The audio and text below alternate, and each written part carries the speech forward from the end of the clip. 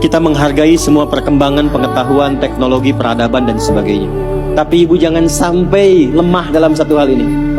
Demi Allah saya katakan, apresiasi tertinggi dari Allah kepada seorang perempuan yang telah berumah tangga ternyata bukan profesi dunianya, tapi ketika ibu bisa optimal menjadi seorang ibu dengan semua tugasnya. Kalau belum menikah jadi seorang anak dengan tugasnya.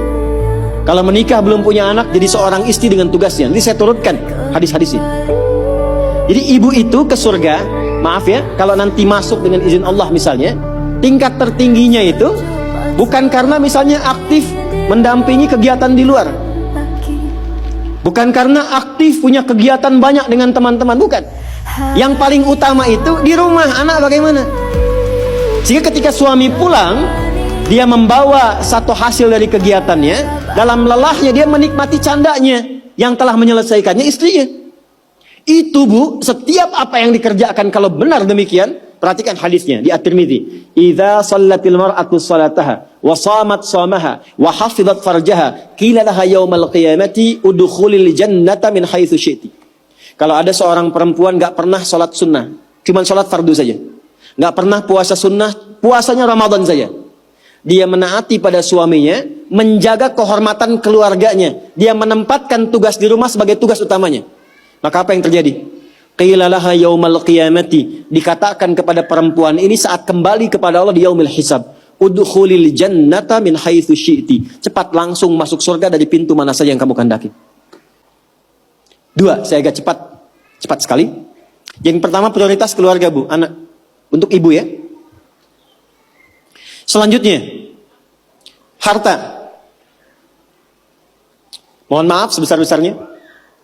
Sayyidah Khadijah, walaupun mendapatkan penghasilan dari aktivitas dagangnya, tidak pernah menjadikan bagian harta beliau hanya untuk dikuasai bagi pribadinya.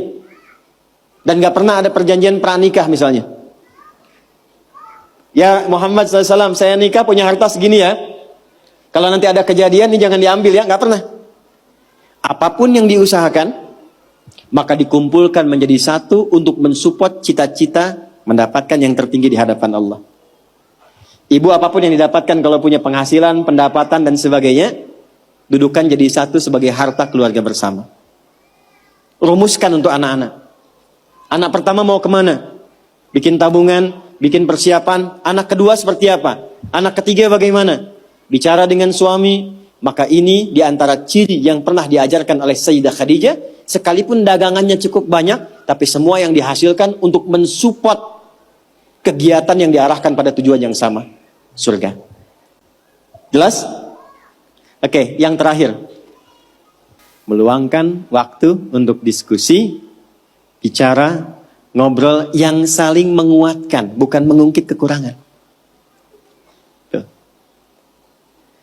Nabi Muhammad sibuk gak? Sibuk gak? Banyak tantangan gak? Tapi ketika pulang ke rumah, ngobrolnya itu dengan Sayyidah Khadijah selalu yang baik-baik, yang romantis, yang saling menguatkan. Gak pernah ada satupun kalimat tercatat di dalam lisan Sayyidah Khadijah, kenapa sih begitu sibuk? Datang ke rumah cuma bawa masalah. Kenapa sih gak punya waktu? Kenapa sih banyak kegiatan di luar? Tapi ketika pulang ke rumah, aku selalu mendukungmu. Nabi mengatakan kegiatanku ini, dan ini. Aku akan berangkat ke sini menemui si fulan. Baiklah, siapkan, optimalkan, Allah pasti melindungi. Sehingga semua kegiatan, beban yang dirasakan, itu ketika berangkat gak sendirian. Jadi beliau pun dalam sendirian pun merasakan aura-aura Sayyidah Khadijah. Mau berangkat kerja, merasakan pesan dari istri. Pulang dari situ, ditinggal pun istri merasakan pesan dari suami. Ini yang harus dioptimalkan. Dan ibu, apa yang terjadi?